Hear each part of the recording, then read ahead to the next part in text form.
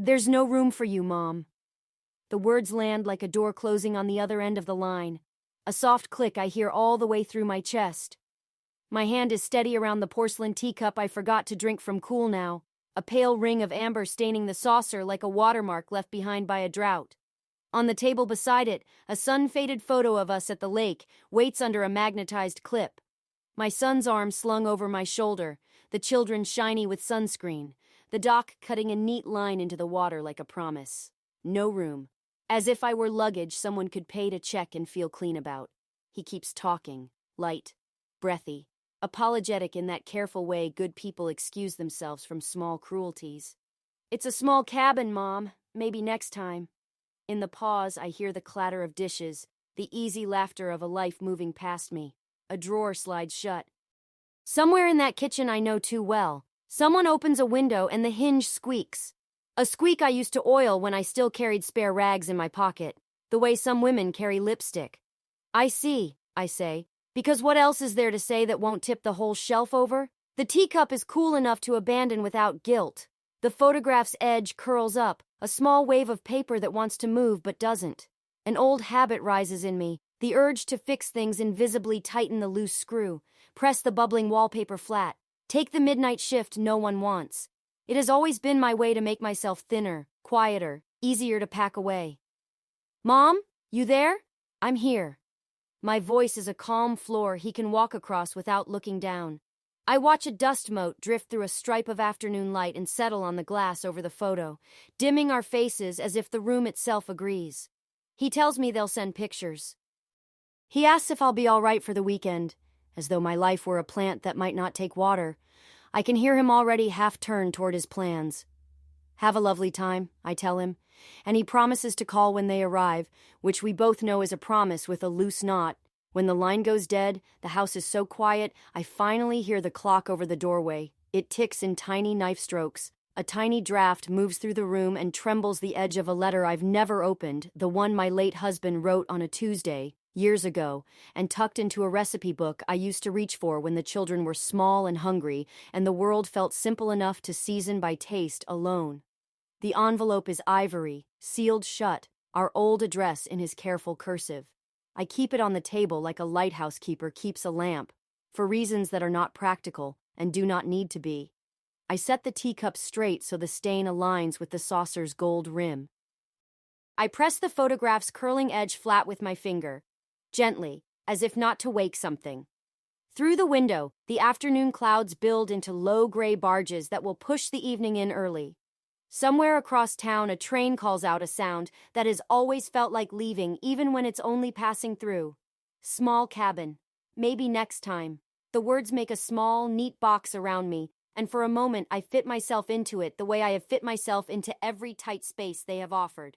I try the old trick. Swallow, smile, forgive. But the taste it leaves is metallic, like biting down on a spoon. I picture the lake, the way it carries light on its back like a careful waiter balancing a tray. I see the dock where we once sat with our ankles in the water, when my son's laughter was loose, and he reached for my hand whenever a fish leapt. I remember the night I swept sand from the cabin floor while everyone slept and wrote "Welcome" in the drift outside the door with the toe of my shoe, just to dress the morning up for them. I stand. The chair legs sigh against the floor, a sound like relief. A small wind nudges the unopened letter, and it lifts and settles again, a heartbeat of paper. The photograph gleams dully, as if held under shallow water. I cross to the cabinet and take down the envelope of bills and receipts I keep tucked behind the old mixing bowl. The paper rasp is honest. I spread its contents like cards and let my fingers count without thinking.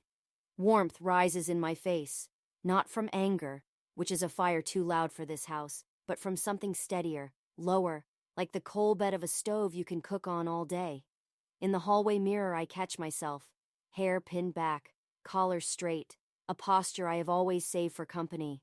The woman looking back is not waiting to be invited anywhere.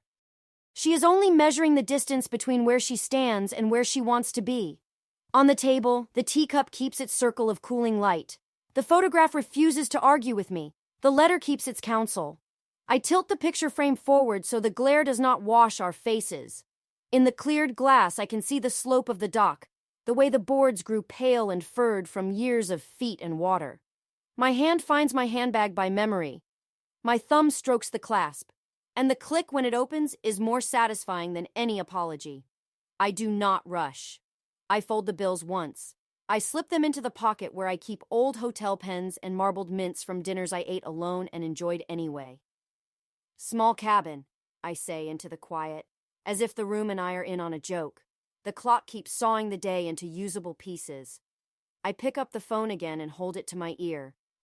My finger pauses over an unfamiliar number 1 of the glossy cards the realtor left last spring for lakeside rentals, tucked inside my drawer like a suggestion I wasn't ready to take. I press the buttons, listening to the ring go out into a space my family has declared too small for me. I am surprised, but only a little, to find that the space answers back. I was rinsing my teacup when the phone rang. That old landline with its slightly tinny chime. It was Michael. He never calls during the week unless there's a reason. "Hey, Mom," he began, warm but hurried. I could hear the shuffle of papers, the hum of voices in the background. "Listen, we're heading to the lake this weekend. Thought I'd let you know so you don't worry when you can't reach us." I smiled, though my hand stayed in the dishwater. "Oh? The cabin? Yeah, it's small, though. We've already promised the kids' friends they could come, so maybe next time." The maybe landed softly, like a feather dropped in the wrong room. I could picture him glancing at his watch, already half gone from the conversation. "Of course," I said. My voice sounded even, but my eyes drifted to the photograph on the sideboard, the one from 2 summers ago. We're all there, shoulder to shoulder on that same cabin porch. I'm holding Lily's fishing pole while she grins at me, missing 2 front teeth. In the background, I heard his wife laugh at something. "Gotta run, Mom. We'll call when we're back." The line went dead before I could tell him to pack sunscreen for the kids, or that I just found the old binoculars they loved using. The kitchen seemed suddenly too still. The clock ticked once, twice.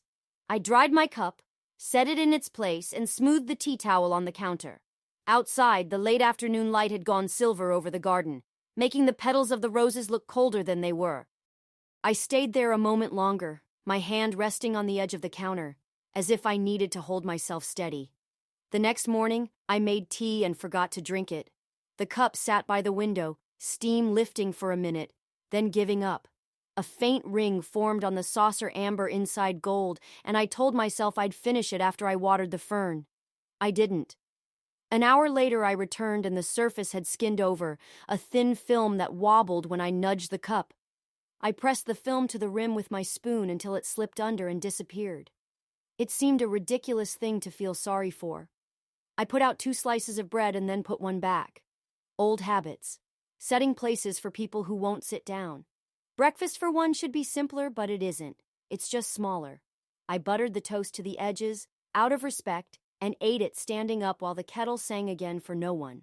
By 10, I had tidied the living room as if a surprise visitor might appear. No one did. The photo on the sideboard caught a line of sun that washed our faces pale. I adjusted it so the glare wouldn't erase us, then stepped back and realized I was keeping a picture comfortable. The phone chirped from the counter, the family thread, a parade of balloons and lake emojis. Lily had packed her lake books, Michael wrote. His wife added a photo of the cabin, porch blue sky, striped towels already flung over the rail. My eyes jumped around the frame, searching for something I could claim. A pot I'd bought last summer, the old cooler with my initials. Anything, nothing, even their shadows were paired without me. I set the phone face down and rinsed the cup. That ring again fainter now, but still there. I wiped it with my thumb, and the gold rim shone as if I'd polished it for guests. At the grocer's, I reached for 2 tomatoes and then reminded myself, 1 is enough. My cart looked like a list of apologies, 6 eggs, quarter loaf, small milk. A woman in a red blazer stepped around me to reach the lemons, saying sorry without meeting my eyes. I smiled anyway, because the body learns these courtesies like muscle memory. At the register, the clerk didn't ask about my day. The scanner chirped, the receipt unfurled, and I stood with my wallet open, as if my turn required a signature it no longer needed. Back home, I put the kettle on again out of habit and carried the groceries to the pantry in 2 trips, though one would have done. The house keeps the echo of people. It remembers where laughter used to go. The chair near the back door still angles toward the garden as if someone might rush in, cheeks bright, asking for popsicles. I straighten it every evening, and every morning it has a tilt again. Furniture keeps faith longer than people do. At noon, I made a bowl of soup and left the spoon in it, handle out, the way Lily likes to keep the metal from disappearing under vegetables. The spoon didn't matter anymore. It was performative kindness. I ate slowly, pretending the first bite needed cooling. On the table, the teacup watched from its saucer like a small eye. I reached for it, hesitated, and set my hand back on the wood. I could hear Michael's voice in the quiet. "Small cabin, Mom. Maybe next time." The words were neither cruel nor kind. They were administrative. I tried to imagine how they sounded coming out of my mouth and found I couldn't speak them without wincing. I cleaned the sink after, though it wasn't dirty. The steel brightened, and my face swam on its curve for a second, older and softer than I feel. I turned away and opened the hallway closet. The lake bag was still there, the one with the faded zipper and the pocket where I used to keep sunscreen and bandages. I stood holding it like an anchor. Then I pushed it back behind the winter scarves and closed the door carefully, as if that were gentler than letting it swing shut. The afternoon thinned. Shadows of the lilac bush made lace on the kitchen floor. I brewed another cup. The first sip tasted like paper. I set it down and forgot it again. The ring darkened. The doorbell startled me at 3. I smoothed my shirt before opening as if my face had to match the house. It was the mailman, asking about a package he'd misdelivered last week. We spoke in the polite sentences of strangers. He called me ma'am twice, then left, glancing at his handheld scanner for permission. When the door closed, the air felt like an elevator that had skipped my floor. The family thread chimed again. A short video this time. The kids running down the dock, knees flashing, laughter turned tinny by the phone's microphone. I enlarged the frame until the image blurred and the dock slurred into gray. I thought of the first time Michael ran there, 5 years old, convinced the lake was a forgiving thing. I had yelled, "Wait!" And he had waited, his whole small body tilting back toward me in trust. That tilt is the posture I remember most from those years. How he turned to me for permission, for praise, for proof of himself. When did the tilt straighten? When did he stop reaching for the handrail I offered? I set the phone down beside the cup. The 2 circles, screen and saucer, looked like a before and after. The tea had gone cold again. I took a sip anyway and tasted yesterday. I told myself to throw it out, then didn't. An hour later, I drank another mouthful. When you don't matter to the day, you become gentle with waste. I went for a walk at dusk to pretend the street still knew me. The neighbor's dog wagged dutifully as if running a drill. A couple strolled past, arguing softly about dinner reservations, and didn't pause their sentence as they edged around me. The sky gathered itself into that blue that forgives everything. The windows on our block lit one by one, and I could tell who was making pasta and who was microwaving based on how the light trembled. I measured my steps to the rhythm of my name in my head. Mary, Mary, Mary. It sounded private and unfamiliar at the same time. When I returned, the house had cooled. I put my keys in the bowl and missed. The clatter startled me. I laughed once at myself and listened to how quickly the sound fell flat. In the living room, the photo wore the last light of the day like a veil. I traced the edge of the frame with my finger and whispered, "We were there." The words felt ceremonial. I'm not sure to whom I was proving it. At 9, I turned off the lamps and stood at the window with my cup. Not fresh tea, just what remained. A moth battered itself against the glass like a tiny, stubborn heart. In the reflection, I saw the ring on the saucer, and another faint one on the wood beneath where I must have set a cup earlier in the week. An archipelago of circles, each one a little less bright. The evidence of presence without touch. I carried the cup to the sink and emptied it. The ring stayed. I tried the sponge, the soft side first. It lightened but did not lift. I pressed harder until the gold rim on the saucer squeaked under my hand. I stopped before I scraped it. There should be a way to remove the mark without removing the shine. Perhaps there isn't. In bed, I listened to the small noises of the house, the reassuring tick, the distant hum of the refrigerator, the sigh of the vents, each one a mechanical kindness. My phone glowed from the nightstand. One new message in the family thread, an out-of-focus photo of the lake at night, lights from cabins scalloping the water. "Beautiful," someone wrote. I typed, "It is," and deleted it. I typed, put a sweater on the kids, and deleted that too. I turned the phone face down. Before sleep came, I saw the saucer again, the thin ring inside its gold. For years, I have wiped those circles away without thinking. Tonight they felt like halos for ordinary things, a record that I was here, that I poured and waited and forgot and remembered. A quiet census of living. Somewhere at the lake, the wind was lifting the dark into little waves. Here the house breathed steadily around me, and on the kitchen table the circle would be waiting in the morning, a soft mark no one else would see, proof that I am still in this story even if the day keeps setting me to the side. The last time I remember feeling necessary, the lake woke us before the alarm. I heard it first in the hush against the shore, the small shushing sound that always made me think of a mother smoothing a child's hair. Then the cabin creaked old wood flexing as the sun began to warm its ribs. When I opened my eyes, the room held that early light that makes everything look freshly laundered. I could smell pine sap and damp towels and, faint beneath both, the promise of coffee. Michael had already lit the stove. I heard the soft sputter of the blue flame and the clack of a spatula against the cast iron. "Mom?" he called, not loud, but with that upward lilt he used to have when he was 6 and brave, asking for permission while pretending he didn't need it. "Stay in bed. I'm on breakfast duty. Consider this a holiday." I didn't. I pulled on my sweater and padded out to the kitchen anyway. The screen door tapped once against its frame. A pair of little sneakers tumbled aside as I passed. The air was a busy braid of scents.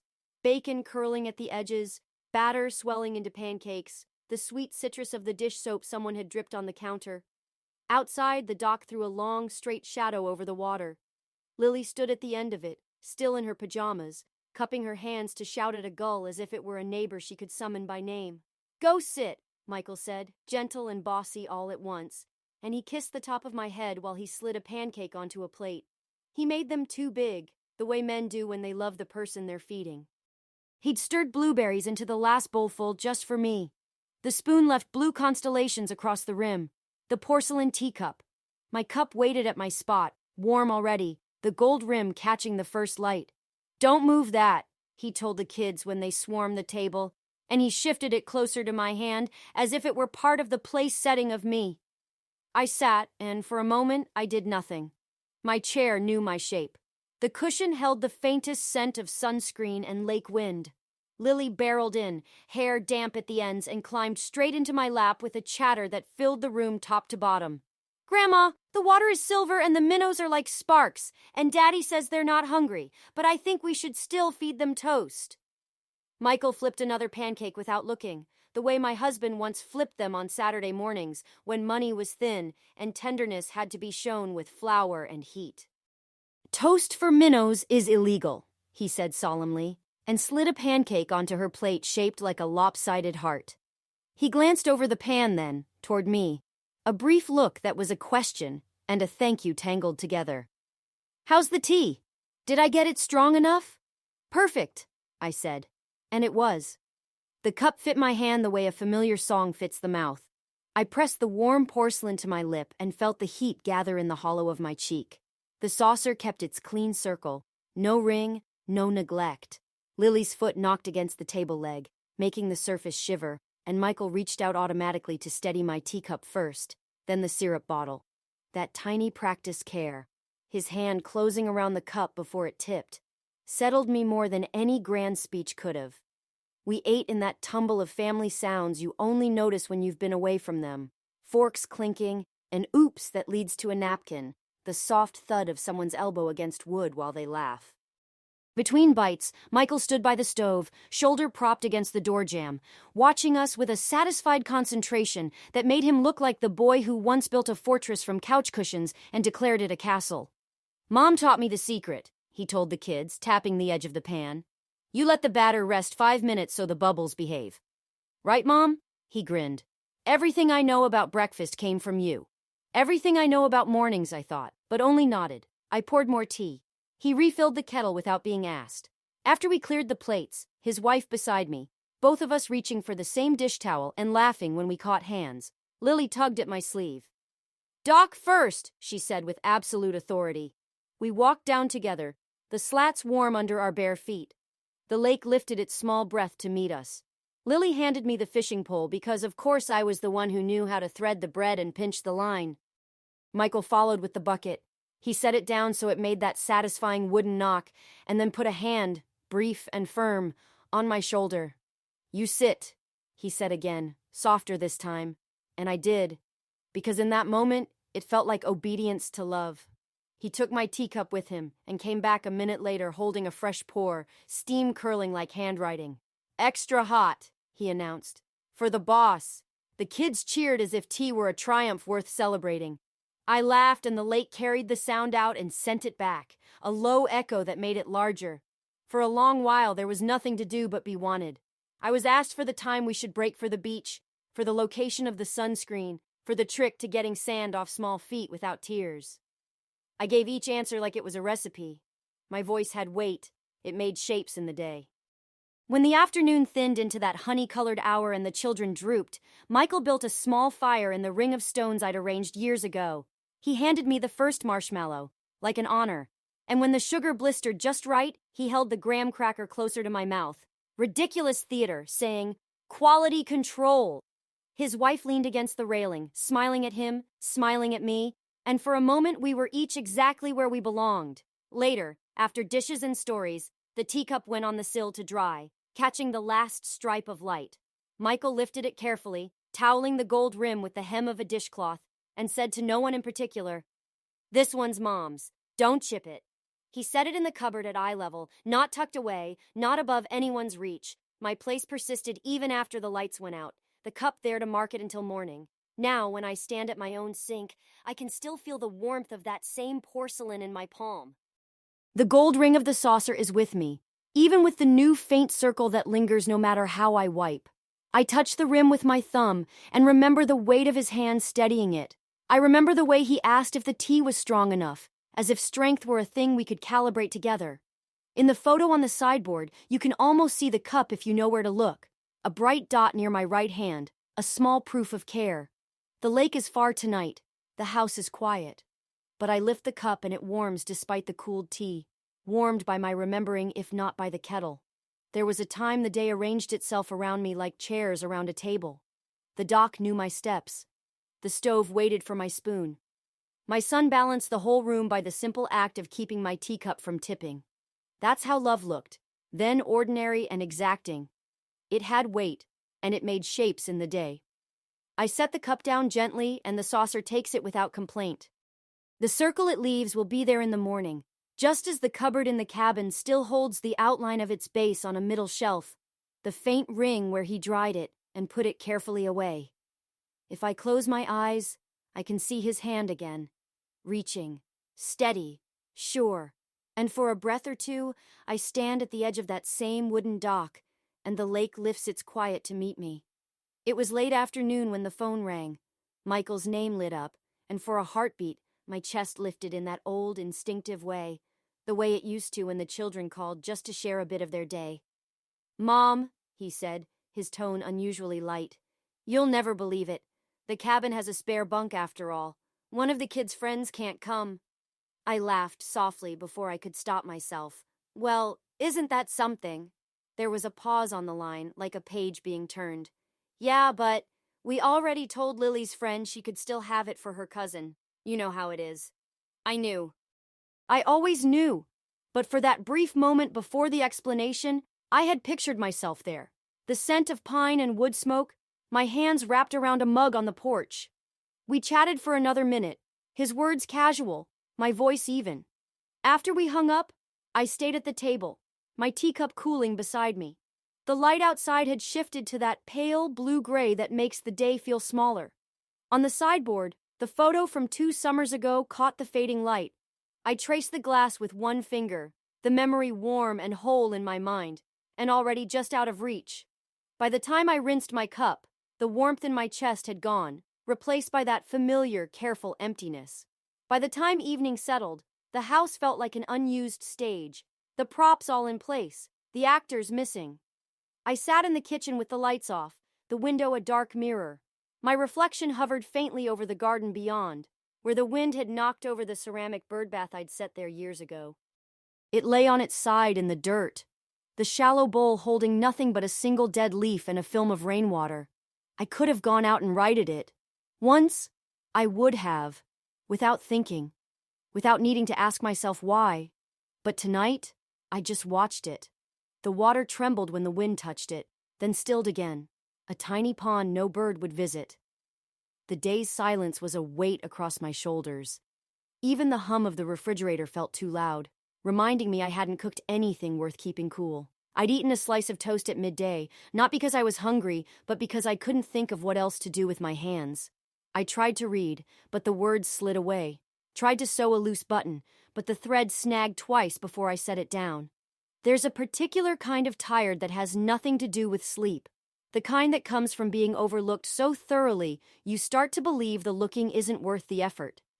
When I moved to pour myself tea, the cup was still sitting there from hours ago, a faint ring drying inside. The gold rim caught the lamplight when I lifted it, making the stain look almost deliberate, like it belonged. I ran my thumb over it, then set it back down without washing it. Somehow the mark felt more honest than the scrubbed white of the porcelain. The family thread lit up my phone again. A picture of the cabin porch strung with fairy lights, the kids in mismatched sweaters, Michael holding up a bottle of wine, no caption. They were smiling toward someone else behind the camera. I didn't open it.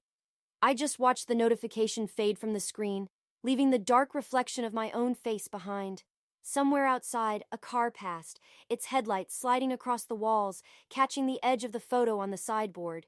In that brief wash of light, my younger self, the one in the picture, looked so certain of her place in that frame. I turned away from it. The bird bath was still lying there in the dirt, its shallow bowl tilted to the sky, holding nothing anyone needed. I thought, without bitterness, I know how that feels. And for the first time in years, I left it just as it was. It was the next morning when the decision began to take shape. Not loud, not dramatic, just a steady line drawn somewhere inside me. The bird bath was still on its side in the garden, a small, deliberate absence against the frost-stiff grass. The leaf inside had sunk, water gathered in its veins like a map. I stood at the kitchen window holding my teacup, watching the light catch on that shallow pool. It looked like it was holding the sky, even in its fallen state. The tea was hot today. I had made it with intention, measuring the leaves just so, letting it steep the way I liked. I sipped slowly, tasting every note. My hand was steady. That surprised me. After weeks of cooling cups and forgotten rings on the saucer, I'd thought my hands had learned to go slack. I set the cup down, just so, in the center of the saucer's gold circle. The mark from yesterday had darkened faintly, a shadow of the tea that never got drunk. I didn't wipe it away. Not because I'd stopped caring, but because I realized it told the truth. The cup had been here, I had been here, and now I was here again. The family thread chimed. This time I opened it. A photo of the lake, all glass and silver under a morning mist, the dock running out like a promise. No people in this one, just the place itself. I stared longer than I meant to. My fingers rested on the edge of the phone, and a thought came, quiet and absolute. I could be there. It didn't rush through me. It simply settled, like silt finding the bottom of clear water. The old part of me, the one who waited for an invitation, stirred as if to speak. But another voice, older still and sharper, said no. Not this time. I carried the cup to the sink, not to rinse it, but to fill it again. As the kettle hissed, I glanced at the hallway closet where the lake bag was hidden behind winter scarves. I didn't move toward it, not yet. But I saw it, really saw it, and my mind began without permission to make a list. The cardigan for evenings, the good walking shoes, the silk scarf that still held the faint scent of cedar. I picked up the cup again, feeling its warmth in both hands. The gold rim caught the light just like it had in the cabin that morning years ago, when Michael asked if the tea was strong enough. Back then, the cup had been a gift in someone else's hands. Today, it was mine to lift for my own reasons. Out in the garden, the bird bath still lay on its side. I didn't move to right it, not yet. But in my mind, I saw it upright, filled to the brim, catching the reflection of the lake's blue instead of the sky's pale winter. I knew I'd stand it again soon. The tea was perfect. I drank it to the last sip, leaving nothing behind but the clean gleam of the gold circle. For the first time in a long while, I set the cup down empty, a small, private proof that something was already shifting. The morning light slid across the kitchen counter, pale and cool, catching on the rim of my untouched coffee cup. I sat for a while, tracing the steam as it curled and faded into nothing, thinking of all the times I'd waited for someone else to decide my day for me. Not today. I pulled the small, worn notebook from the drawer, the one where I used to write grocery lists, and, in smaller letters in the margins, dreams I never said aloud. My hand trembled a little as I flipped past years of careful handwriting. I stopped on a page I'd marked with a pressed wildflower, brittle but still holding the faintest blush of purple. I took out the envelope I'd been saving, the one with the small sum I'd tucked away bit by bit, telling myself it was for emergencies. Maybe this counted. By 9 o'clock I was dressed, my good coat buttoned to the chin. I called a cab instead of waiting for someone to give me a lift. The driver opened the door for me, and I stepped in without explaining where I was going, just handed him the folded slip of paper with the address. The town's travel agency still smelled faintly of ink and paper maps. A bell chimed as I entered, and a young woman behind the counter looked up, startled, as though customers were rare. I placed the envelope on the desk and smoothed the bills with my palm. "One ticket," I said, "somewhere with a view of the water." She smiled, a little uncertainly at first, then wider when I didn't fill the silence with apologies. We went over dates, options, cabins. I chose the one with a balcony, always a balcony. When I left, the ticket was folded neatly inside my coat pocket, warm against my heart. I walked slowly, letting the air fill my lungs, my scarf lifting in the breeze. For the first time in a long time, I wasn't heading home to wait for a call or an invitation. I was heading towards something of my own. The pressed wildflower from the notebook stayed tucked in my wallet, its fragile petals a reminder. Even delicate things can survive, if they keep hold of the light. It was still early when I set the teacup on the kitchen table one last time. The gold rim caught the light the way it always did, but today there would be no ring left behind. I drank it slowly to the bottom, until the porcelain was bare and shining. The lake bag sat open on the chair beside me, neatly packed. The cardigan, the scarf with its faint cedar scent, the small leather notebook tucked between folded clothes. In its pages, the pressed wildflower lay flat and sure, its faded purple a private kind of courage. Before leaving, I walked into the garden. The birdbath was still on its side, right where it had fallen weeks ago. I stood there for a moment, breathing in the cool air, then bent and set it upright. The shallow bowl wobbled once, then stilled. I filled it from the watering can until the surface caught the reflection of the morning sky, pale and bright.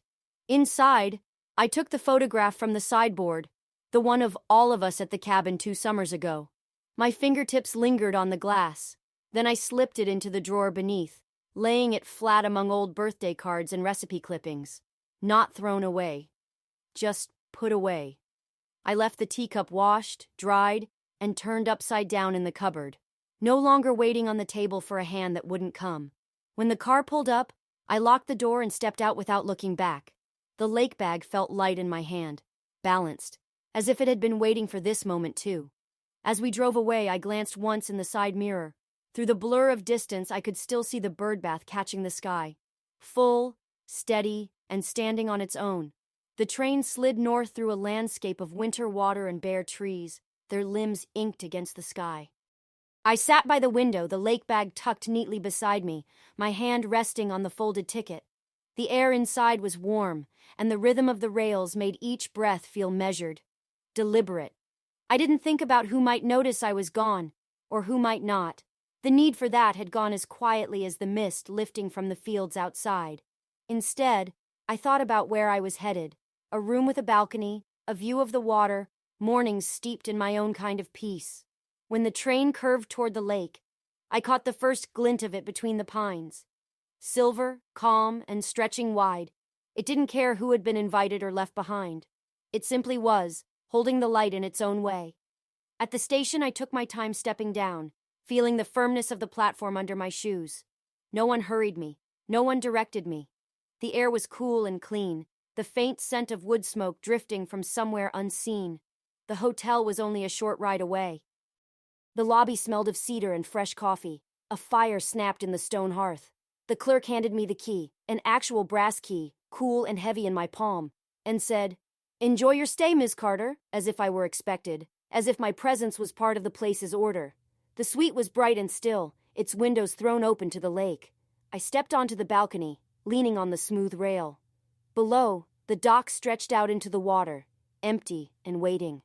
I thought of Lily's small feet pounding along its boards, of Michael steadying my teacup years ago, of mornings when my name was a part of the air. Those were good things, real things. But they were not all of me.